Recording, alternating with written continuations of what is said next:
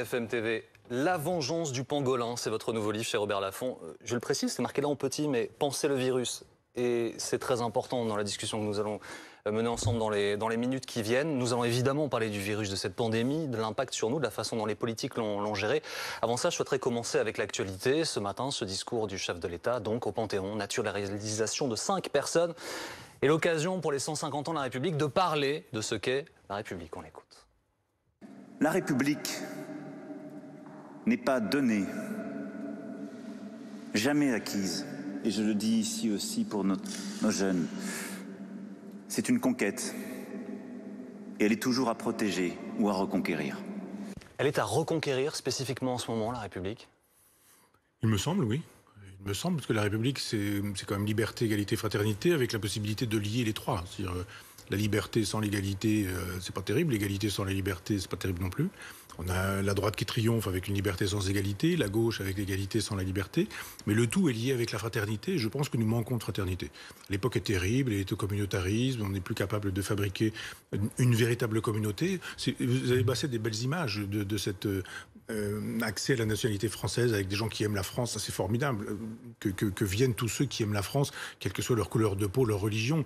Et c'est ça qu'il faut refaire d'une certaine manière. Une république qui dira, voilà, nous avons des valeurs. Si vous les partagez, on peut agiter laïcité et féminisme, hein, eh bien, vous êtes français, vous êtes chez vous. Vous avez parlé des valeurs de droite, de gauche. Est-ce que c'est parce que ces partis traditionnels de gouvernement n'existent plus vraiment qu'il y a peut-être une perte de boussole et une difficulté à refaire République, pour le coup? Alors, il y a des lignes de partage. La droite et la gauche, ça existe encore vraiment. Mais ces lignes de partage, elles donnent deux mondes. Et dans les deux mondes, il y a aussi une autre ligne de partage qui est pour l'Europe de Maastricht ou contre. Et donc, vous avez une espèce de proximité entre la droite et la gauche maastrichtienne, je dirais, et puis la droite et la gauche anti-maastrichtienne. Ça fait 4 mondes et 4 visions du monde, entre l'islamo-gauchisme, par exemple, de Jean-Luc Mélenchon, qui estime que, quoi qu'il arrive, l'immigration est toujours une chance, ce qui est une erreur, ou Marine Le Pen, qui nous dit que l'immigration est toujours une catastrophe, c'est aussi une erreur. Et puis ceux qui au milieu nous disent c'est toujours très bien et c'est toujours fantastique, c'est aussi une erreur. Il y a juste la possibilité de dire, et si au-delà de tout cela, nous allions voir du côté de la France en disant, mais avez-vous envie d'aimer la France? Qu'est-ce que c'est que la France pour vous? Quel type de projet c'est? Comment est-ce qu'on fabrique une nation? Et je pense que le président de la République n'a pas le monopole du langage, ça c'est quand on est dans l'opposition, il a le monopole de l'action. Et on attend moins, par exemple, pour fêter les 150 ans de la République, un président qui parle, il fait ça beaucoup, mais un président qui aurait pu dire aujourd'hui, pour fêter les 150 ans de la République, il y a 700 territoires perdus par la République, nous allons reconquérir ces territoires. Vous parlez un peu, vous pensez beaucoup, c'est votre métier. Pensez, c'est marqué sur votre livre, pensez le virus. Vous venez nous décrire ce qu'est selon vous la pensée à gauche, la pensée à droite. La vôtre, elle se situe où? Vous qui pensez ces idées, qui les regardez? Vous avez décrit Jean-Luc Mélenchon et Marine Le Pen. Oui. Vous avez pris deux extrêmes du spectre, dit au milieu, on a d'autres. Bon. Oui. Où est-ce que vous vous situez? Vous savez, on n'est pas obligé de rentrer dans les boîtes à chaussures où on nous dit la gauche c'est ça, et si c'est pas ça, vous n'êtes pas de gauche. Moi, je ne suis pas de la gauche libérale qui nous dit, par exemple, vous avez vu, entre fin juillet et début août, on nous a dit que les femmes, pour des raisons psychosociales, pourraient avorter jusqu'à 9 mois. L'idée qu'on puisse faire avorter une femme d'un enfant de 9 mois, c'est-à-dire on naît, puis on fait une piqûre létale, c'est Mengele, ça. C'est pas la gauche pour moi, c'est pas le progressisme. Il y a eu une tribune dans Libération, pilotée par Laurent Geoffrin, où une philosophe, devenue je ne sais plus dans quel sens, mais nous a dit qu'il fallait lutter contre l'impérialisme sexuel des Blancs, etc. Cette personne nous disait qu'il fallait utiliser toute la sexualité possible et imaginable, y compris la zoophilie, y compris la coprophilie. C'est-à-dire avoir des relations sexuelles avec les animaux et manger les matières fécales de ses partenaires. Si vous pensez que la gauche, c'est ça, c'est-à-dire tuer les enfants de 9 mois, manger les matières fécales de son partenaire... Ah ben oui, mais... Non, pardon, Michel Onfray, je me permets de vous interrompre, mais puisque vous pensez, vous savez bien que les idées ne se résument pas à des pensées extrêmes, à des noms comme Mengele, la zoophilie... Mais non, mais ce ne sont pas des pensées... Il existe d'autres choses, c'est ce que vous me disiez. Ça s'appelle le progressisme, ça. Et je réponds à votre question en vous disant, cette gauche-là n'est pas la mienne. Ça, c'est sûr. Si l'autre gauche, c'est celle de Jean-Luc Mélenchon, moi, je ne suis pas robespierriste et je n'ai pas la fascination pour l'Union soviétique. Il a fait sa rentrée il y a quelque temps, Jean-Luc Mélenchon, il a fait applaudir l'Union soviétique. Je suis désolé, ces deux gauches-là ne sont pas mes gauches. Ça veut dire que je suis de droite ? Donc je suis d'extrême droite? Non, pas forcément. On est d'accord. Donc dans ces cas-là, je pense qu'il y a un autre socialisme, je songe à celui de Proudhon, qui est un socialisme autogestionnaire, qui n'est pas du tout jacobin, qui n'a pas le fantasme du grand homme, de l'homme providentiel, mais qui nous dit, allez voir du côté de l'autogestion. La sûreté, c'est-à-dire la sécurité, c'est l'un des droits de l'homme. Pourquoi est-ce que ce serait devenu l'affaire de la droite?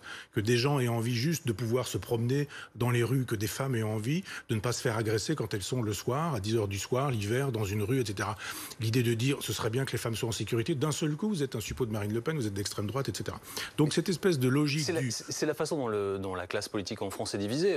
Oui. Avec François Hollande, président de la République socialiste, son ministre de l'Intérieur, Manuel Valls, a été accusé justement de mener une politique de droite, parce qu'il parlait des questions de sécurité. Bien sûr, c'était une erreur. C'était une erreur. Je pense que sur ces questions-là, Manuel Valls avait raison. Sur d'autres, Maastricht, l'Europe, l'euro, le marché, etc., je n'étais pas d'accord avec lui. Mais de fait, ce que je fais, c'est construire une autre gauche avec mes amis, puis avec pas mal de gens.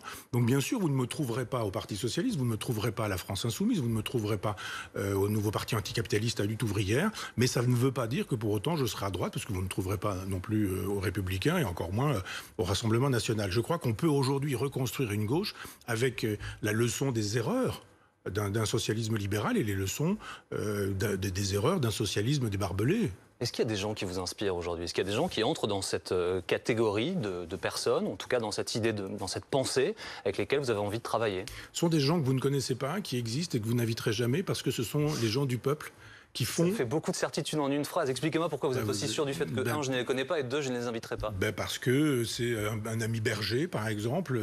Pourquoi je ne recevrais pas un ami Berger? Parce que, sauf s'il met un gilet jaune, vous l'inviterez, parce qu'à ce moment-là, vous aurez des raisons de l'inviter. Mais je veux dire que... Pourquoi? Inviter... Mais je vous regarde, enfin pas vous seulement, je regarde les émissions et on n'invite pas les artisans, les commerçants, les gens du peuple qui ont des choses à dire. On invite des syndicalistes, on invite des hommes politiques, on invite des psychologues, on invite des sociologues, on invite des spécialistes de la communication, du langage de ceci, mais c'est très bien, hein, je ne vous reproche pas d'inviter qui vous invitez.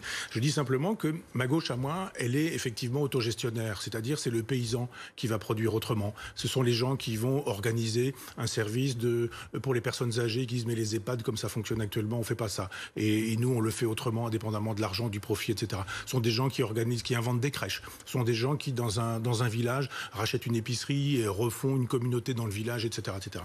C'est une gauche concrète, pratique, pragmatique, souvent des jeunes, souvent des gens qui nous disent on en a assez de l'idéologie, et nous on est dans la fraternité, dans le partage, et il n'y a pas d'émissions dans lesquelles on dirait mais soyons un peu positifs, allez voir dans les provinces, dans les campagnes, regardez comment aujourd'hui on peut refaire une école, refaire une épicerie, refaire une production, un cycle court, des productions qui ne seraient pas forcément biodynamiques dans l'idéologie, mais qui seraient simplement respectueuses de la nature. C'est cette gauche-là. Elle n'est pas incarnée par un homme, et c'est tant mieux, mais ce sont des idées qui sont anciennes, c'est celle du socialisme libertaire. Alors, il y a des gens que vous décrivez qui parlent sur cette antenne, qui sont invités ici. Et par ailleurs, ce qui m'intéresse beaucoup avec vous, Michel Onfray, c'est que penser, vous le dites, c'est votre métier, penser, débattre. Débattre se fait par définition à deux, je crois. Vous dites ces gens-là ne sont pas dans l'idéologie. Or, ce que j'entends là à l'instant, c'est une forme d'idéologie à l'encontre, par exemple, de ce que nous faisons ici, alors que vous êtes invité pour en parler, que je vous questionne sur le sentiment de ce que vous pensez être la République, l'envie que vous avez d'y contribuer, et vous me répondez avec une idéologie à vous, en disant « vous ne recevrez pas ces gens, ils ne vous intéressent pas ». Je ne parle pas au futur, je parle au passé. Je dis ce sont des gens que vous ne recevez pas. Maintenant, si vous dites que vous allez les recevoir, c'est formidable, je vais vous donner une liste, et à ce moment-là, vous allez pouvoir dire à des bergers, à des paysans, à des œnologues, à des viticulteurs, à des femmes de ménage, et à tous ces gens-là, en dehors des gilets jaunes, hein, parce qu'à ce moment-là, on les a reçus, et souvent pour choisir des belles caricatures, histoire de dire vous avez le peuple devant vous et ça ressemble à ça, le peuple. Je dis simplement une émission populaire qui ne soit pas populiste et démagogue, ça n'existe pas beaucoup. Je ne vais pas faire de la publicité pour France Inter, mais Philippe Bertrand, par exemple, fait une émission dans laquelle il est éminemment concret, où il dit voilà les initiatives locales, communales, avec des gens qui sont dans la pratique et pas dans l'idéologie. Vous avez le droit d'avoir une idéologie de droite, de gauche, religieuse, ça c'est pas mon problème. Mais c'est juste de dire fabriquer les idées auxquelles vous croyez. C'est-à-dire faites de telle sorte que n'ayez pas à dire la République, des discours, simplement dire mais la République dans un village, voilà comment ça peut marcher. La République dans un quartier, voilà comment ça peut marcher. Éventuellement dans un wagon de chemin de fer.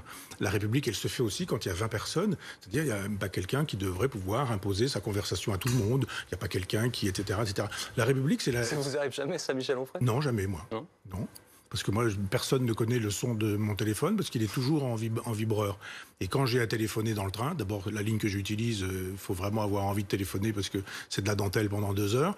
Mais si éventuellement j'avais à téléphoner, j'irais sur la plateforme pour éviter d'embêter les autres. Parce que la République, c'est aussi ça. Alors, l'idéologie poussée à son extrême, évidemment, inquiète le gouvernement. Ce matin, depuis le Panthéon, Emmanuel Macron a également parlé d'actualité et a annoncé une loi anti-séparatisme qui devrait être présentée par le ministre de l'Intérieur à partir du mois de novembre. Que peut-on attendre d'une loi comme ça, selon vous? Est-ce que c'est nécessaire d'avoir une loi anti-séparatisme? D'abord, je trouve que la symbolique est extrêmement intéressante. Le Panthéon, c'est le lieu des morts. Donc je pense que si on veut honorer la République, on aurait pu choisir quelque chose de plus vivant que des tombeaux, des cénotaphes, des cercueils. Si vraiment on a envie de fêter la vitalité de la République, je pense qu'aller dans un cimetière, fût-ce le cimetière des grands hommes, ça me paraît pas forcément symboliquement le bon choix. Par ailleurs, il y a des choses à mettre en activité. Enfin, quand on est chef de l'État, on a la totalité des pouvoirs. Emmanuel Macron n'avait pas 40 ans, il était chef de l'État. Dans la Ve République, vous avez quasiment les pleins pouvoirs. Il avait l'Assemblée nationale avec lui, il avait le Sénat avec lui, il avait la quasi-totalité des médias avec lui, il avait tout. Il était beau, jeune, intelligent, brillant, tout. Il pouvait tout faire. Qu'a-t-il fait pour honorer la République dans les 3 premiers mois en disant il y a des territoires perdus, il va falloir les reconquérir, et on va les reconquérir de cette manière-là, et on va le faire la semaine prochaine, dans 15 jours, dans 2 mois, ou je ne sais quoi. Les présidents de la République, depuis 25 ans, j'en ai pas après Emmanuel Macron particulièrement, mais sont tous des candidats. On se dit, mais vous êtes au pouvoir, Chirac, Hollande, etc. Vous faites des discours de campagne présidentielle en disant, quand je serai élu, je ferai ceci, et quand je serai au pouvoir, je ferai cela. Mais vous êtes au pouvoir, donc agissez. Arrêtez d'aller dans les cimetières, fût-ce le Panthéon, pour aller nous dire que la République, c'était formidable, parce que le message subliminal, d'une certaine manière, c'est quand même ça, pour dire, eh bien, la République, c'est tellement formidable qu'on va vous faire voir comment ça marche. C'est-à-dire que le temps politique, le temps de l'élection est incompatible avec la conduite d'affaires publiques effectives, selon vous? Le problème avec la disparition du septennat, avec le quinquennat qui fait la loi, avec cette idée que le chef de l'État devient une espèce de super Premier ministre, mais c'est à peu près tout. Cette idée gaulliste du le président préside, le gouvernement gouverne, tout ça a explosé. Et donc le soir de l'élection, peut-être qu'on attend le lendemain, mais on commence à travailler à la réélection. Et cette obsession de la réélection fait qu'on n'a plus la passion de la France. La passion de la France, c'est de dire c'est bon pour la France ou c'est pas bon pour la France. Si c'est bon pour la France, on le fait. Si c'est pas bon pour la France, on le fait pas. Puis après, on se moque de la droite, de la gauche, de ceci, etc. Là, est-ce que c'est bon pour mon image? Est-ce que c'est bon pour mes chiffres? Mais vous ne pensez pas fondamentalement, Michel Onfray, que Emmanuel Macron, quelles que soient les idées qu'on a à son sujet, pense pour la France, se soit présenté au suffrage des Français pour essayer d'aider son pays? Mais pas quand on est dans la logique européenne qui a bradé la souveraineté en disant que les décisions qui concernent la France se passeront désormais à Bruxelles avec des gens qui ne sont pas élus et qui font partie d'une commission qui, elle, décide, puisque le pouvoir aujourd'hui, il est supranational. Quand on est dans le supranational, on efface tout ce qui est national. Ce président de la République qui nous dit le virus ignore les frontières, il nous dit très précisément que l'idéologie est toujours là, parce qu'effectivement, l'Europe suppose une Europe, même pas fédérale, mais c'est transnational. Et quand on est dans le transnational, par définition, on n'est pas dans le national. Nous ne pouvons pas mener une politique nationale parce que nous sommes dans le transnational. Si on est dans le transnational, on est dans la Fédération européenne. Si on est dans la Fédération européenne, on n'est plus dans la République. C'est tout. Et ça paraît évident. Encore une ou deux questions d'actualité, s'il vous plaît. Vous avez vu au cours du journal les images du procès des attentats de 2015. Que vous reste-t-il, vous, de ce qui s'est passé à ce moment-là? D'abord, cette idée qu'il y a une immense sidération et que après la sidération, il n'y a eu rien. C'est-à-dire que c'est toute notre époque. On est dans l'émotion, on est dans la passion, on est dans les bougies, dans les peluches, le Je suis Charlie, les petits papiers, les petits dessins, tout ça est formidable. Vous n'étiez pas Charlie, vous l'aviez dit. Hein. Mais non, mais j'ai pas. On a fait un usage aussi, évidemment, et idéologique et politique de ce que j'ai dit. On m'a dit, Michel Onfray, est-ce que vous êtes Charlie? Je dis, mais moi, je suis Michel Onfray. Donc, qu'est-ce que ça veut dire, je suis Charlie? C'est une mode américaine. Il y a eu des gens, il y a quelque temps, ils étaient Notre-Dame. Je suis Notre-Dame. Bon, Notre-Dame brûle et les gens disaient, je suis Notre-Dame. Mais qu'est-ce que c'est que cette façon de dire, je suis pas ce que je suis, mais je suis Notre-Dame, je suis Charlie, je suis, etc. Moi, je ne pose pas la question en disant je suis ou je ne suis pas Charlie. Je dis, mais je défends la liberté d'expression. Jusqu'à valeurs actuelles, ceci dit, hein. Pas seulement pour les journaux de gauche. Mais la liberté d'expression, c'est la possibilité pour les journalistes de dire des sottises, de dire des bêtises, et j'y ai droit régulièrement, et c'est très bien. Et c'est ce que je défends. Donc, je veux bien être Charlie si vous voulez, mais c'est une façon de ne pas penser. Non, mais c'est une façon de ne pas penser, de dire alors vous êtes Charlie, vous n'êtes pas Charlie. Je dis simplement que tout ce qui s'est passé n'a servi à rien. On en est toujours là, et toujours des gens qui nous disent que ce qui s'est passé là n'a rien à voir avec l'islam, que c'est une problématique sécuritaire qui rend possible des excès de langage, et on est en train de dire aujourd'hui, est-ce qu'on a le droit d'utiliser le mot sauvageon?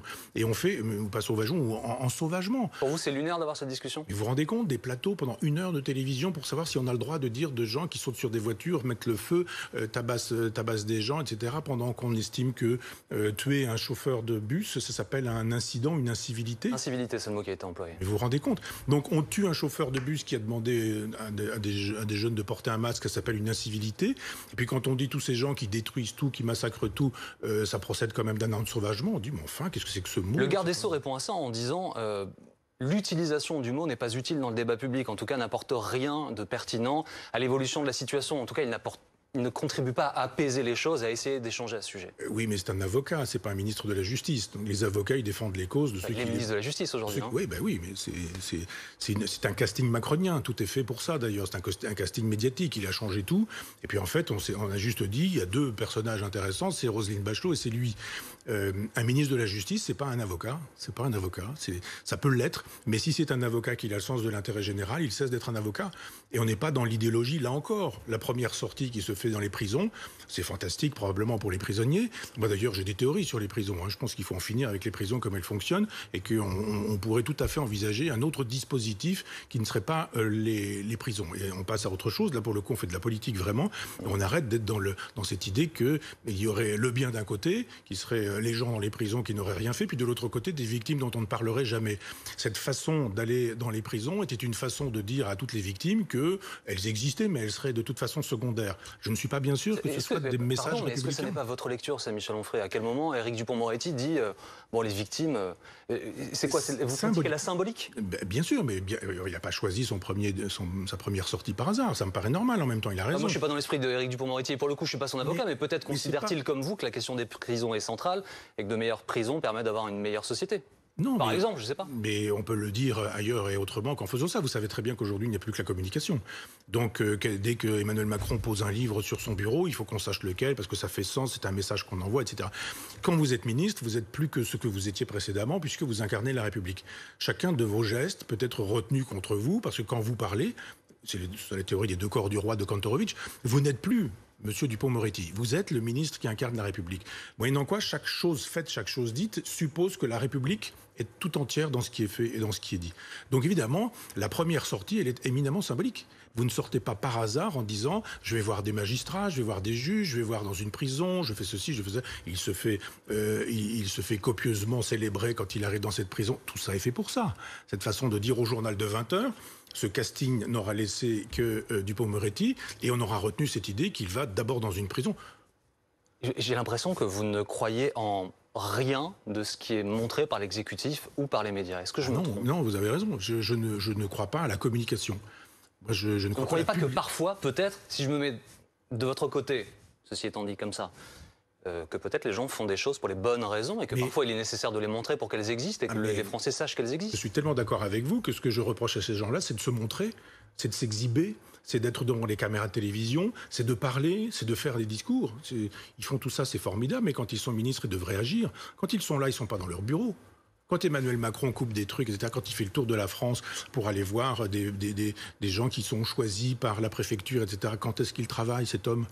Il y a un moment donné où on se dit, mais un président ou un ministre, c'est pas quelqu'un qui fait le nécessaire pour être chaque soir dans le journal télé et pour faire parler d'eux avec des petites phrases. Vous savez très bien que les communicants font la loi. Depuis Séguéla et Mitterrand, la publicité est l'associé de la politique. C'est quand même sidérant. On pensait que le général de Gaulle a pris l'avis d'un cabinet conseil pour faire l'appel du 18 juin. Je sais pas, j'étais pas avec lui, mais... Non, mais moi non plus. Mais vous savez, on n'a pas le même âge, mais je veux dire qu'on n'y était pas tous les deux. Si vous pensez qu'il a fait il a sollicité des instituts de sondage pour savoir si les Français étaient plutôt pour un appel, plutôt contre un appel, ils sont sans opinion, ne se prononcent pas, etc. Le général de Gaulle dit, bref, finalement, 0,8% des gens qui sont d'accord pour un appel du 18 juin, je le fais pas, quoi. Le général de Gaulle avait d'autres catégories qui étaient effectivement l'histoire, le destin, la civilisation, la place de la France dans le monde, etc. Aujourd'hui, ça n'est plus le cas. C'est ma place dans les sondages. Ai-je gagné 2 points? Ai-je perdu 2 points? Et vous n'avez pas ça en faisant des choses pour la France, mais en séduisant les gens avec des discours que vous tenez à longueur de médias. Je reviens sur ce que vous avez dit tout à l'heure. Je défends la liberté de la presse, de l'extrême gauche à l'extrême droite. Ça vaut pour Valeurs Actuelles, avez-vous dit au sujet de Daniel Obono. Est-ce que vous jugez que c'est dessein? Et par ailleurs, le texte que cette fiction contient, parce que peu de gens ont lu le texte, mais il existe, est-ce que c'était raciste? Alors d'abord, il faudrait, mais tout devient extrêmement compliqué, c'est-à-dire que les gens ne savent plus ce qu'est l'ironie, ce qu'est l'esprit voltairien, ce qu'est l'humour, ce qui distingue toutes ces choses-là. Et c'était, et vous l'avez bien dit dans votre présentation, une fiction. La fiction, elle aide à penser. C'est-à-dire que quand vous avez le corbeau et le renard, personne ne dit le corbeau il parle, puis le renard il parle aussi, puis ils ont vraiment un fromage, etc. Ça s'appelle une fiction. C'est-à-dire on invente une histoire, et en inventant cette histoire, on a une thèse, on a une théorie, etc. La thèse de ce texte, c'est de dire qu'il y a eu des traites négrières et que toutes ont été indéfendables, mais qu'il n'y en a pas eu qu'une qui aurait impliqué les Blancs, qui auraient toujours tort, pendant que les Noirs auraient toujours raison. Première chose. Deuxième chose, quand vous lisez Rokhaya Diallo, quand vous lisez les théoriciens de l'indigénisme, du racialisme et du décolonialisme, vous avez des gens qui vous disent, ça c'est très freudien, depuis 1492, depuis qu'effectivement les Blancs sont allés coloniser les Antilles, par exemple, ou les Amériques, eh bien il y a eu un traumatisme qui s'est transmis je sais pas quoi, d'inconscient en inconscient, de corps en corps ou d'âme en âme, comme on voudra. Mais le traumatisme de 1492 est toujours présent. C'est-à-dire que si vous êtes blanc, quoi que vous ayez fait, vous êtes un colon. Et si vous êtes noir, quoi que vous ayez fait, vous êtes un colonisé. Donc c'est une théorie que Daniel Obono défend, et d'un seul coup, quand d'autres disent on vous prend au mot, effectivement, vous dites sans cesse on est des descendants d'esclaves et vous nous avez humiliés, etc. On dit d'accord, vous êtes des descendants d'esclaves. Et là, on dit non, vous n'avez pas le droit, vous. Vous êtes blanc, vous n'avez pas le droit de dire qu'on est des esclaves, y compris dans une fiction, y compris dans un dessin qui n'est pas un dessin par définition, c'est une invention. Et je trouve que même si j'étais moi-même un personnage de cette série tout au début de l'été, ça fait partie du jeu. Moi, je me suis fait traiter, par exemple, de Bernard-Henri Lévy dit que je suis Drummond, non pas Drummond, que je suis Marcel Déat ou Doriot, c'est-à-dire que j'ai porté l'uniforme nazi sur le front russe. Il dit ça dans Le Point, mais moi, j'ai pas fait la pleureuse. Ça ne vous aurait pas touché à aucun niveau de vous voir représenter justement en Doriot avec l'uniforme nazi sur le front russe. Mais j'y ai eu droit. Mais quand BHL dit que je suis Doriot, il le dit. Et alors, c'est la liberté d'expression. Je pense qu'il a tort. Mais il le dit quand le regretté Charb, au moment où mon livre sur Freud paraît, m'associe à un personnage qui a un uniforme nazi. C'est sa liberté d'expression. Je ne trouve pas forcément le dessin de bon goût, mais je n'aurais pas interdit à Charb de dessiner. Dans la fiction, il n'y a pas de limite, selon vous? Eh ben, c'est à vous de me dire lesquelles. C'est la justice qui se prononce. Hein. Le parquet de Paris est saisi, a ouvert une enquête préliminaire dans cette affaire. Daniel Obono, elle, a porté plainte. Non, mais la justice, elle n'est pas juste sur ce genre de sujet-là. Vous savez très bien que quand on dessine Marine Le Pen en étron, on a le droit, mais que quand on dessine Madame Obono en esclave, on n'a pas le droit. Que elle a encore dit qu'on n'avait pas le droit, la justice. Non, mais la justice, je vous prends le pari que ça m'étonnerait qu'on nous dise non, liberté d'expression, etc. On sait comment les choses fonctionnent. Le regretté Guy Bedos avait traité de conne Nadine Morano, et au tribunal, Nadine Morano a perdu, etc. Donc il y a un moment donné où il faut accepter, quand on donne des coups, et elle en donne, d'en recevoir. Moi j'en donne, j'en reçois aussi, c'est normal, c'est la règle du jeu. Pourquoi, selon vous, le directeur de la publication de Valeurs Actuelles était sur ce plateau, juste après l'apparition de cet article. Il a parlé de maladresse. Il a présenté ses excuses à Daniel Obono. Qu'est-ce qui justifie le fait que cet homme présente des excuses, selon vous? Alors ça, il faudrait le lui demander. Il pourrait avoir la même lecture que vous, dire « je fais ce que je veux dans une fiction ». Moi, j'aurais été le patron, j'aurais assumé. J'aurais dit « j'ai fait ça, oui, mais maintenant je vais vous expliquer. On va faire une théorie de la fiction, une théorie de l'humour, une théorie de l'ironie. Vous avez le droit de dire que mon humour n'est pas drôle. Vous avez le droit de dire que ma fiction n'est pas crédible ou que je ne sais quoi. Mais je suis pas le directeur, je ne vais pas faire le plaidoyer du journal. Je dis simplement que j'ai trouvé très étonnant qu'on puisse faire le Cador et puis qu'à un moment donné où on voit tout le monde arriver, c'est-à-dire le président de la République qui fait un tweet, je crois. Non, il a appelé Daniel Obono. C'est encore mieux. Moi, par exemple, quand on me traite de nazi, il ne m'appelle pas. Vous auriez aimé qu'il vous appelle? Pas du tout, mais j'ai pas envie, moi. Je veux dire, il me donne des coups, je lui donne des coups, c'est normal. On va pas non plus faire la chochotte en disant « oh là là, ça m'a fait mal, etc. » Je suis traité de nazi, oui, alors, je suis traité d'antisémite en permanence, oui, d'accord. Je suis un type d'extrême droite. Laissez faire. J'ai jamais porté plainte, moi, dans ma vie. Et Dieu sait si j'ai été insulté, et copieusement insulté, et régulièrement. Ça fait partie du jeu. On ne peut pas être des combattants, comme Madame Obono est combattante, comme Valeurs Actuelles est combattant, comme Charlie Hebdo est combattant, etc. Et c'est très bien d'être combattant, comme Emmanuel Macron est combattant, et dire, moi je veux bien donner des coups, mais je veux pas en prendre. On en donne, on en prend. Et quand on en prend, on se plaint pas. Et puis on dit pas après, mais c'est pas un coup que je voulais vous donner, je voulais presque une caresse, je pensais pas que ce coup pouvait vous faire mal, etc. Là, j'ai pas trouvé ça très élégant de la part du directeur que de ne pas assumer une logique en disant, elle a peut-être été effectivement mal comprise ou je ne sais quoi. Enfin, je veux pas faire la défense de cette défense dont j'estime qu'elle n'est pas une défense. Il y a première vertu visible de votre livre. Un pangolin ressemble à ça. Oui. Parce que les gens ont beaucoup entendu parler de ce nom, donc voilà à quoi ça ressemble, cet animal. Et c'est une lecture idéologique. Qui a été au centre de l'actualité évidemment depuis le début de cette pandémie. C'est un recueil de chroniques, d'interviews à la presse. Vous avez écrit l'introduction, enfin la préface, la conclusion, a posteriori. Le reste, vous avez décidé, expliquez-vous, de ne pas y toucher pour ne pas apporter de modification. Emmanuel Macron occupe une place centrale dans votre livre, et sa gestion de la crise occupe une place centrale. Et vous dites, les mots, vous les choisissez évidemment avec soin, il a exposé les Français au virus. C'est une phrase qui revient à plusieurs reprises. C'est une phrase qui, pour vous, est factuellement vraie. Pourquoi ? Je finis ce que je disais en disant que c'était une couverture idéologique, parce que le pangolin est un petit animal sympathique. Et la photo le rend un peu... il semble un espèce de reptile, alors que finalement... Un peu peur, ça. Oui, alors que finalement, c'est un animal plutôt sympathique et pas dangereux du tout. Alors... Moi, je me suis retrouvé, je le dis dès le départ de ce livre, le 28 janvier sur un plateau de télévision où l'information a été donnée à tout le monde, donc à moi, je n'avais pas d'information autre que celle-ci. Wuhan, ville de plusieurs millions d'habitants, une dizaine, 10-12 je crois, avait été mis en quarantaine et avec des précautions militaires assez sidérantes. On a vu des images, c'était la Chine. La Chine, c'est un pays totalitaire dans lequel 10 000 morts de plus, 10 000 morts de moins, ça compte pas beaucoup. On n'est pas en démocratie. Et moi, tout simplement avec ça, j'ai pas la possibilité, parce que je suis pas chef de l'État, d'appeler l'ambassadeur de Chine en lui disant « pourriez me faire un état très précis de ce qui se passe là-bas et de me raconter ce qui se passe ». Puis on a des services secrets, on sait que ça fonctionne comme ça et qu'on a des services secrets en Chine, etc. Et donc d'avoir ces informations pour demander ce qui se passait.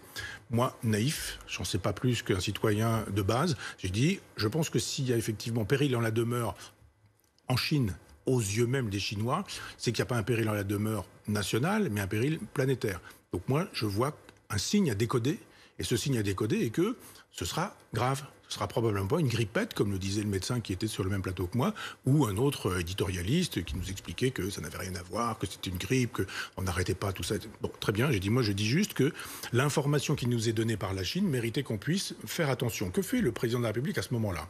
Et je ne sais pas si Agnès Buzyn, comme elle le dit, lui a fait savoir un mois avant qu'il y avait un problème. Elle dit que oui. Moi, je ne sais pas, je n'ai pas les moyens de trancher. Je dis simplement que quand on est chef de l'État, à ce moment-là, qu'est-ce qu'on fait ? Le contraire de ce que fait Emmanuel Macron. C'est-à-dire, on est là pour protéger les Français. Le chef de l'État protège son peuple. Il ne l'expose pas. Il dit, on va chercher tous les expatriés. Formidable. C'est-à-dire, on va chercher des expatriés en disant, on prend des avions et puis on vous ramène en France. Ce sont les militaires qui font le rapatriement. Les militaires arrivent sur leur base. Qu'est-ce qui se passe ? On leur dit, vous partez en permission. Formidable. Formidable. Donc après, on dit, les avions chinois peuvent continuer à atterrir. Pardon, excusez-moi, je vous interromps un instant. Hein. Excusez-moi, juste pour le souci de lisibilité de notre échange. Vous avez dit il y a un instant, c'est le rôle du chef de l'État de protéger les Français. Bon, il y a des expatriés, il les rapatrie. Est-ce que ça n'est pas là ce qu'on attend d'un chef de l'État aussi ? Ben, pas forcément. On peut attendre du chef de l'État qu'il protège des gens qui sont exposés en disant on va organiser en Chine la possibilité pour vous d'être testé, moi je ne sais pas combien il y avait de Français présents en Chine en disant on laisse pas tomber les Français en Chine, hein, entendez bien, c'est pas ce que je dis. Je dis qu'on pouvait s'en occuper autrement, différemment, et puis probablement les tester, faire des tests qui leur auraient permis de savoir qui était positif, qui n'était pas, organiser des quarantaines sur place, etc. Puis après prendre les mesures nécessaires pour les faire rentrer, hein. Entendons-nous bien, je dis pas il fallait les laisser là-bas, bien fait, tant pis pour eux. Je dis pas ça. Je dis juste qu'on ne peut pas exposer la totalité des Français avec des Français expatriés dont on dit revenez, vous allez être quelque temps comme ça, puis on va voir, et puis après on laisse les Chinois arriver. Moi, je suis parti pendant un mois ou deux, je suis allé au Liban, je suis allé en Irlande, je suis allé à Montpellier, je suis allé en Corse, j'ai pris des avions. J'allais, je venais, je n'ai pas été contrôlé du tout. Et pendant ce temps-là, des avions arrivaient de Chine, il y avait plusieurs centaines de Chinois qui arrivaient tous les jours et qui partaient partout en France. Je n'ai pas trouvé ça formidable, déjà dans un premier temps. Alors, pardon, mais lorsque l'exécutif dit à ce moment-là, l'état de nos connaissances n'est pas suffisant pour prendre c'est ce qu'ils disent, hein, pour prendre les décisions qui auraient été de nature à protéger plus, comme vous l'appelez de vos voeux, l'ensemble des Français. Ben moi, je vous dis, je suis pas un malin. Le 28 janvier, j'aurais pas fait ce qu'a fait le président de la République et j'aurais fait ce que je vous dis, c'est-à-dire protéger les uns les autres, protéger les expatriés, protéger le peuple français, ralentir éventuellement la diffusion parce qu'elle était inévitable, mettre le paquet sur des achats de tests, sur des achats de masques, ne pas dire le masque ne sert à rien. Aujourd'hui, ça sert si peu à rien que si vous le portez pas, c'est 135 €. Les tests, ça sert à rien. Si vous faites tester aujourd'hui, demain, vous pouvez être tout de même positif alors que vous étiez négatif la veille, etc. Enfin, toute la théorie qui a été présenté par le gouvernement pour nous dire que finalement, il ne fallait pas s'inquiéter, etc. En mars, le président de la République nous dit « mais il faut continuer à vivre ». Moi-même, avec mon épouse, nous allons au théâtre. Et puis, on va continuer. La terrasse, ça fait partie de notre culture. Donc, on peut continuer à vivre. Puis après, confinement total. Alors, que nous dites-vous en creux, Michel Onfray? Qu'est-ce qui motive ces décisions? Pourquoi ne prend-il pas les décisions que vous auriez appelées de vos voeux, alors? Parce que poser le constat, ok, très bien, et ensuite? Eh bien, on a la faillite d'une idéologie qui est celle du libéralisme, qui est du laisser faire, laisser passer, et tout va s'arranger naturellement. Et on a vu que la crise, la grande leçon de la crise, c'est que ça ne marche pas, le libéralisme. Vous avez bien vu quand Boris Johnson, à un moment donné, dit on va laisser faire, et puis il va y avoir une contamination généralisée, et puis après, il y aura une immunité généralisée, etc. Et puis c'était cercueil, cercueil, cercueil, cercueil. Il a dit top, on arrête, ça marche. Ça ne marche pas, le libéralisme. Ce qui marche, c'est l'État. C'est l'État protecteur, c'est le chef de l'État qui dit mais j'ai le souci de mon peuple et parce que j'ai le souci de mon peuple, on va faire de telle sorte qu'on va avoir du côté des foyers, on dit cluster aujourd'hui, on va aller voir du côté des foyers, on va tester très précisément d'une certaine manière la théorie du professeur Raoult qui a dit dès le départ, on teste massivement, on met de côté les gens qui sont à problème et effectivement on a un suivi médical. Lui fait la proposition, vous le savez, de l'hydroxychloroquine plus d'un antibiotique dès le départ pour éviter qu'il y ait une explosion, etc. C'est une proposition, elle n'est pas suivie. On dit juste, allez-y, continuez, on verra bien, et puis ça enfle, ça enfle, ça enfle. Je dis simplement qu'un chef de l'État devrait avoir le souci non plus de l'idéologie. Un virus ignore les frontières, nous dit-il. C'était très bien, tout ça, c'est très maastrichtien, c'est formidable. Puis après, le virus, il n'ignore pas les frontières de Maastricht. Pas con, hein, le virus. C'est-à-dire que sur la planète, il se trompe, mais quand il arrive à Maastricht, il s'arrête parce qu'il se dit « Ah, c'est Maastricht, et là, je respecte cette frontière-là ». Il reconnaît les frontières. Puis après, il est tellement malin qu'il reconnaît même les frontières des départements. Donc ce virus qui vient de Chine, il est capable de distinguer la Manche, le Calvados et l'Orne, par exemple. Là-bas, c'est la Haute-Normandie. Malin. Donc après, on a des zones. On est dit, vous avez des zones en 2 couleurs. Et on arrive avec 3 couleurs. C'est Macron en même temps. Vous avez du vert, vous avez du rouge, puis vous avez de l'orange. Alors rouge, c'est en même temps orange et c'est en même temps vert. Vous savez pourquoi on a découpé comme ça? Parce qu'en fait, le suivi médical se fait dans les régions avec les autorités régionales de santé, ouais. Que ce sont elles qui coordonnent les efforts de santé avec les hôpitaux, les cliniques et les établissements médico-sociaux, et qu'il fallait bien un découpage. Donc le virus reconnaît les frontières. Je ne sais pas s'il reconnaît les frontières, mais en tout si, cas, parce qu'il reconnaissait les frontières des départements. Non, mais comment optimiser la prise en charge si ce n'est par département ou par région? Eh bien, il fallait l'optimiser d'abord nationalement en disant on va faire un dépistage massif, puis après on se débrouille, puis après on réquisitionne des entreprises, et puis on dit vous allez fabriquer des tests, etc. Par exemple, il n'y avait pas de masque. Donc comme il n'y avait pas de masque, plutôt que de dire finalement on n'a pas de masque, qu'est-ce qu'il était loisible de faire au chef de l'État? Il était possible, plutôt que de dire c'est la guerre, c'est la guerre, c'est la guerre, c'est la guerre, 5 fois dans un discours, eh bien de dire on a été pris de court. Je suis désolé, moi je suis pas président de la République depuis 15 ans, et mes prédécesseurs ont fait le nécessaire pour que les stocks de masques soient détruits. Nous n'avons plus de masques. Plutôt que de dire on n'a pas de masque, le masque n'est pas nécessaire, ce qui est exposé à la population, de dire je vous demande, les taxis de la Marne, c'est la juridiction des taxis de la Marne, de faire vous-même vos masques. Le message a été passé. Mais non, ça n'a pas été dit, puisque pendant des mois et des mois et des mois, nous avions même Madame Sibeth Ndiaye qui disait le masque, je ne sais même pas comment ça se met, c'est trop compliqué, il faut être agrégé de mascologie pour pouvoir mettre un masque, ça ne sert à rien, c'est pas utile, etc. Dès le départ, on disait on n'est pas doté de masques, c'est un problème, ça a été mal géré précédemment, ça n'est pas moi, mais j'ai le souci de vous, on va vous apprendre à faire des tutos et on va vous expliquer comment chez vous, vous allez pouvoir coudre ou faire coudre des masques que vous allez pouvoir porter. Là, vous permettez à la pandémie de ne pas progresser. Évidemment, je suis tenté de vous demander s'il n'est pas facile de poser un constat. Alors, vous avez cité la date du 28 janvier, vous étiez sur un plateau de télévision, mais a posteriori de ce qu'il aurait pu être fait, alors que, bien au-delà de la France, dans l'ensemble du monde, les responsables politiques s'accordent pour dire, et scientifiques, que la violence, la rapidité de la crise qui nous a frappés a un peu surpris, ébranlé toutes les certitudes et bousculé tout ce qu'il était possible de savoir. Vous dites les scientifiques, moi je ne serais pas aussi catégorique. Je pense que le problème avec la science, c'est qu'elle n'est pas si scientifique que ça. Et on va faire, avec le professeur Raoult à Marseille, on va faire ensemble un débat sur la question de la vérité en science. 1er octobre. Oui, vous êtes gentil de le dire, merci. Mais moi, j'ai eu des problèmes de santé. J'ai perdu ma première compagne d'un cancer, donc j'en ai vu beaucoup des médecins. Ils disaient tous des choses, et le suivant disait une chose, un autre disait encore autre chose, etc. J'ai fait un AVC récemment, 5 toubibs sont passés à côté. Donc il faut arrêter de dire la science. Mais justement, pardon, mais c'est exactement ce que nous disons à l'instant, Michel Onfray. Vous êtes décideur politique. Macron ou autre, vous prenez des avis, vous n'êtes pas vous-même scientifique. Absolument. Vous avez sous les yeux 10 scientifiques qui vous donnent 3 avis différents. Comment est-ce que dès lors vous tranchez? Comment est-ce que dès lors vous pouvez avoir la certitude que la décision, l'action publique que vous allez mettre en œuvre est la bonne. Avec la culture que m'ont donnée mes instituteurs à l'école primaire, et même un peu plus loin, au collège et au lycée. Parce que moi, j'ai appris Pasteur. Je sais comment ça marche, Pasteur. On m'a expliqué comment on avait découvert la sepsie, l'antisepsie, pourquoi les vaccins, ce que c'était que la vaccine, ce qui distinguait un vaccin d'un sérum, etc. À l'époque, on nous donnait ce genre d'informations. Aujourd'hui, tout le monde doute de tout, y compris de ça.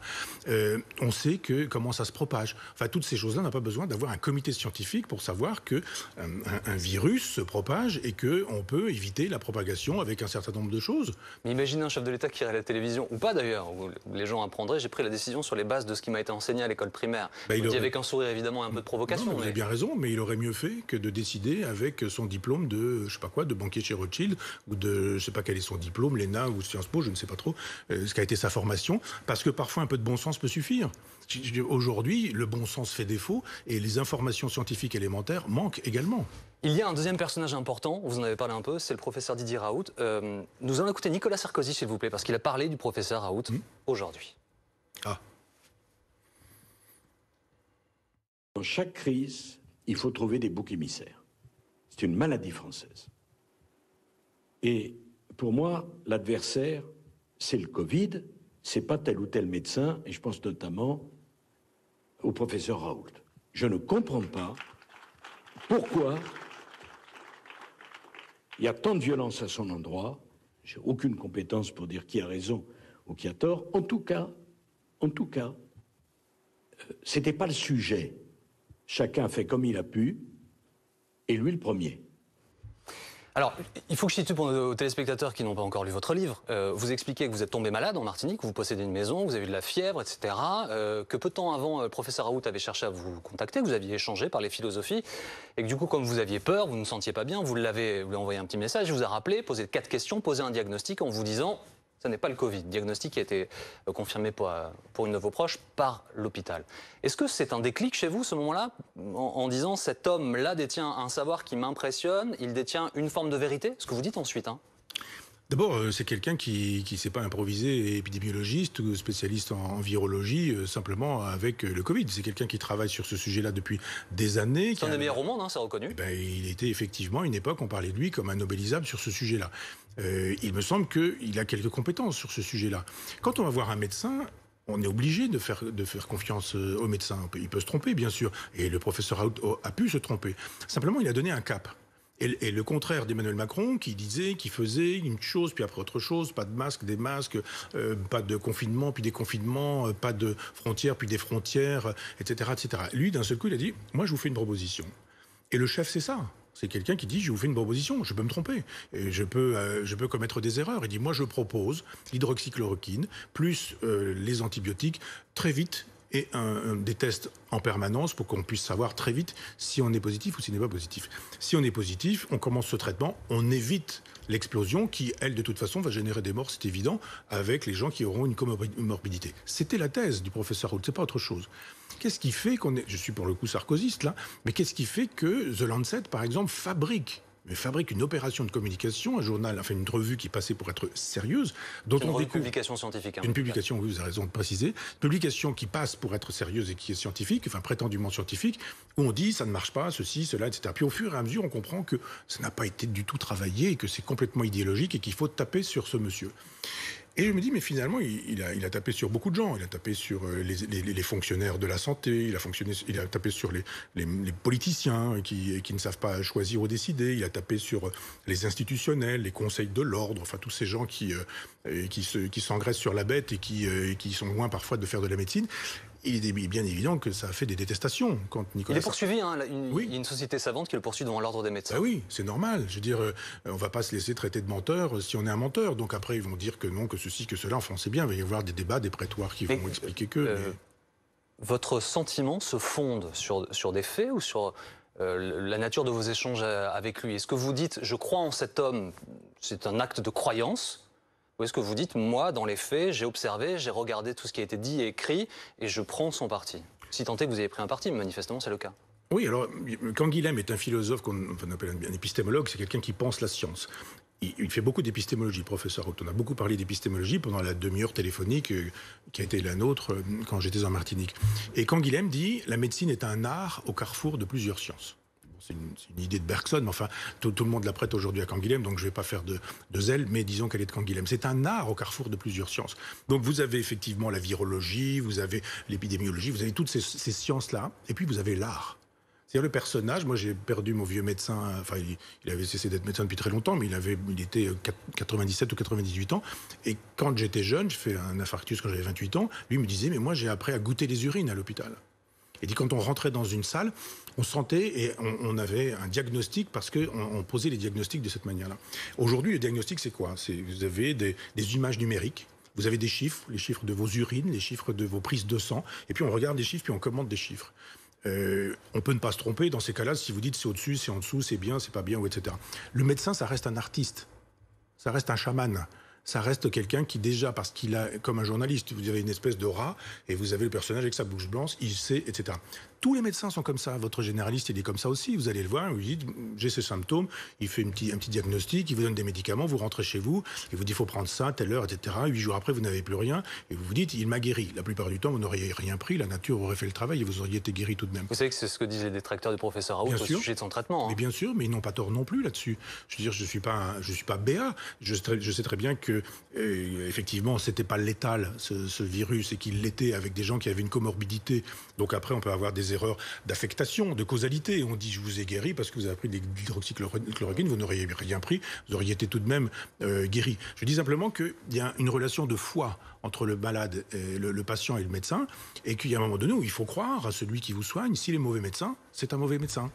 Le temps file, Michel Onfray. Une ou deux questions en préparant cet entretien. Évidemment, j'ai lu beaucoup de choses, écouté beaucoup de choses, regardé beaucoup de choses. Et votre nom apparaît très souvent, vous le savez, à côté du mot populiste. Est-ce que vous êtes un populiste? Est-ce que vous pensez l'être? Ou est-ce que ça vous dérange que l'on utilise ce mot à votre égard? Pas du tout. Moi, je suis populiste, oui, ça me gêne pas. Je suis souverainiste. Moi, j'ai pas peur des insultes parce que pour moi, ce sont pas des insultes. De toute façon, dans la vie, on est populiste ou on est populicide. On n'a pas le choix. Populicide, c'est un mot de Gracchus Babeuf, qu'il utilise quand les Vendéens sont massacrés par les robespierristes et les Jacobins. Et c'est la destruction d'un peuple qui est décidée par les Jacobins parisiens, notamment les robespierristes. Il y a aujourd'hui des populicides. Ces populicides sont des gens qui ont détruit la France, qui ont voulu une Europe transnationale, qui ont fait des transferts de souveraineté, qui ont fait de telle sorte que, par exemple, quand en 2005, on leur dit « Vous pensez quoi, vous les Français, là, on fait un référendum, vous le voulez, ce traité ?» Non, nous n'en voulons pas. 2008, vous l'aurez quand même. Avec Sarkozy, avec Hollande, tous ces gens-là qui disent on va jouer les représentants du peuple contre le peuple, et le traité de Lisbonne fait passer par le Congrès, c'est-à-dire l'Assemblée nationale et le Sénat réunis, ce que le peuple avait refusé. Ça s'appelle être populicide. C'est-à-dire le peuple, on lui demande son avis, et quand il n'est pas d'accord, on jette son avis à la poubelle. Moi, je ne suis pas populicide. Donc oui, je suis populiste parce que je crois à la démocratie. Aujourd'hui, par exemple, sur BFM TV, face à Jean-Jacques Bourdin, c'est Robert Ménard, je crois, fin juin, qui dit... Moi, j'ai clairement un courant de pensée commun avec Michel Onfray. Il fait partie des gens qui m'intéressent dans la perspective de 2022, avec quelque chose à écrire pour notre pays. C'est une personnalité de laquelle vous vous sentez proche politiquement, idéologiquement en partie ? Mais moi, je ne connais pas le travail de Robert Ménard à Béziers, mais je me dis simplement que le peuple a voté 2 fois pour lui, notamment la deuxième fois. Au premier tour, il a été élu à 70%. Les élections sont libres en France. On n'est pas dans un régime fasciste, dans un régime dictatorial, dans un régime de type soviétique.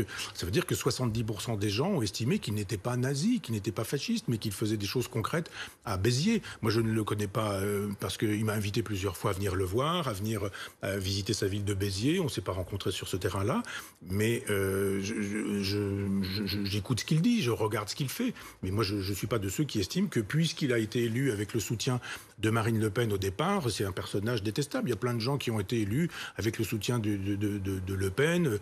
François Mitterrand a instrumentalisé Le Pen pour pouvoir exister, etc. Enfin, tout ça, c'est vieux comme le monde. Ce ne sont pas des épouvantails qui m'inquiètent, moi, qui me font peur, Robert Ménard. Pardon, nous sommes en retard. Oui, mais quand même, je ne pouvais pas vous laisser filer sans vous parler de ça, parce que vous servez BFM TV dans votre livre. Super. Évidemment. Je cite un passage, vous dites j'imagine qu'à BFM, quand un pigiste a rédigé un bandeau, entre parenthèses sans faute, ce qui n'est pas toujours le cas, entre guillemets, Charles de Gaulle à l'arrêt, ça change quoi pour l'interrogation? Il y a eu du frétillement journalistique dans le clapier, du moins chez 2 ou 3 dont la cervelle en était encore intellectuellement capable.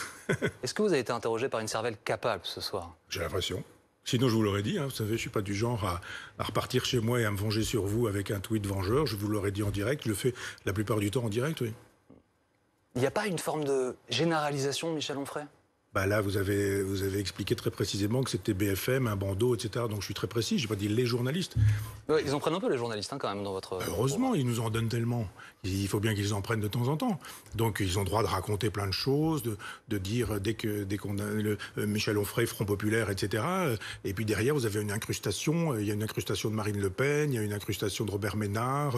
Très bien, tout ça. Retournez-vous, il n'y a personne derrière vous. Pour le Non, coup, le décor aurait été... Mais vous avez le droit, c'est ce que je disais tout à l'heure avec Daniel Obono, c'est-à-dire vous avez le droit de frapper, on a le droit de répondre. Merci beaucoup, Michel Onfray, c'est moi qui vous d'avoir été avec nous. La vengeance du pangolin, c'est chez Robert Laffont. Le sous-titre est important, je le répète, pensez le virus. Merci d'avoir été avec nous. Dans un instant, nous reparlons de la pandémie. Nous irons à Lyon, première action du maire de la ville.